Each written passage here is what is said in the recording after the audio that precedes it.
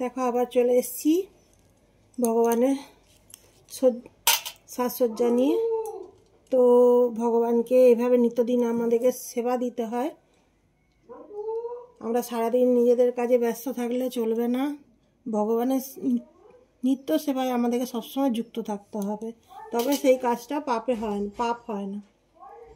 তো আমরা সকাল সকাল স্নান পুজো সেরে নিই। আগে এই যে ভগবানকে সাজিয়ে দিয়েছি। দেখো বন্ধুরা,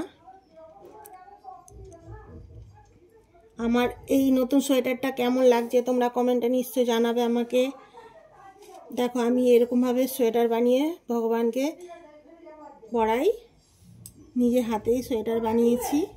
যেরকম পেরেছি সেরকমই, ভগবান বলেনি তুমি বাইরে থেকে এনে এনে নতুন নতুন কিনে কিনে পরাও, তুমি যা পারো সেটাই আমাকে সেবা দাও। তো আমি এইভাবেই ভগবানকে সেবা দিই। তোমরাও সকলে মিলে ভগবানকে নিত্যদিনের মতো সেবা দাও। দেখো আমার রাধা মাধবকে কত সুন্দর লাগছে না?